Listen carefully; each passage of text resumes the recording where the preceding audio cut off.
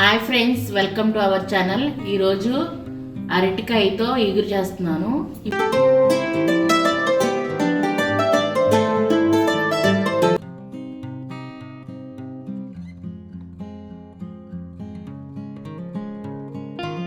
ఇప్పుడు మన స్టవ్ వెలిగించుకుందాం.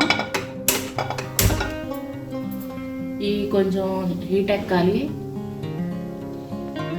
ఇప్పుడు కొద్దిగా ఆయిల్ వేసుకుందాం.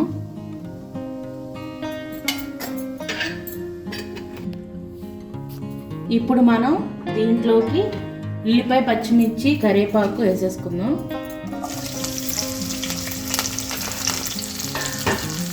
ఇవి మంచిగా వేగాలి. ఒక 5 నిమిషాలు మగ్గ పెట్టుకుందాం.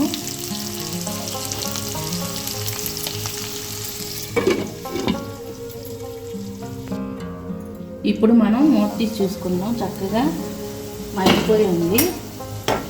ఇప్పుడు ఇందులో మనం అరటికాయ ముక్కలు వేసుకోవాలి.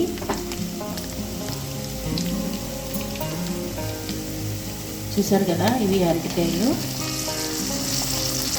ఈ సైజులో ముక్కలు కోసుకోవాలి ఇగురులోకి. మరీ చిన్నవి కోస్తే బాగోవు అన్నమాట, కొంచెం పెద్ద సైజులో కోసుకోవాలి. అలాగే ఒక 1/2 టేబుల్ స్పూన్ సాల్ట్ వేసుకున్నాం.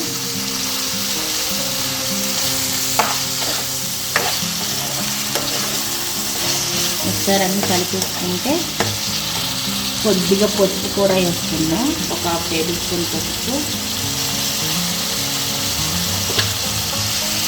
మూత పెట్టుకుంటే 5 నిమిషాలు మగ్గ పెట్టుకుంటే మగ్గుతుంది.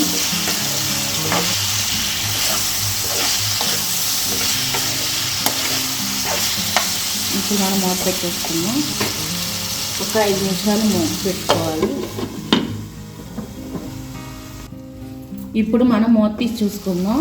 చూసారు కదా, ఇప్పుడు ఇందులో మనం ఒక 1/2 టేబుల్ స్పూన్ అల్లం వెల్లుల్లి పేస్ట్ వేసుకోవాలి.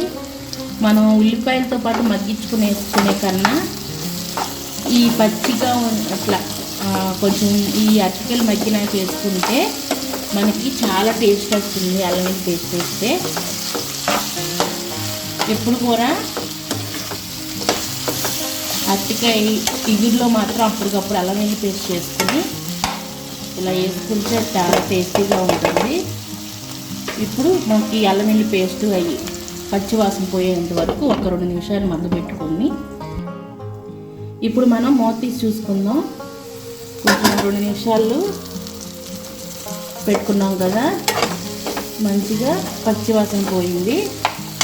ఇప్పుడు ఇందులోనే మనం 1 స్పూన్ కారం వేసుకోవాలి. ఇవి 2 అరటికాయలు అన్నమాట. 1 స్పూను కారం, ఈ సైజులో 1 నిండా అన్నమాట. వేసుకుని మంచిగా కలుపుకోవాలి. ఇప్పుడు ఇందులోనే వాటర్ పోసుకోవాలి. ముక్క మంచిగా మెత్తగా ఉడకాలి. అలాగే కొంచెం కొత్తిమీర వేసుకుందాం. వేసుకుని ఒకసారి కలుపుకుని మూత పెట్టుకుంటే ఒక 5 నిమిషాల పాటు మగ్గ పెట్టుకోవాలి. వాటర్ కొంచెం మనకి గుజ్జు వచ్చేంత వరకు. మీకు కొంచెం సూపుగా కావాలంటే ఇలా ఉంచుకోండి. ఊరికే మొత్తం వచ్చేయండి. మనం లాస్ట్లో కొద్దిగా కొత్తిమీర వేసుకుని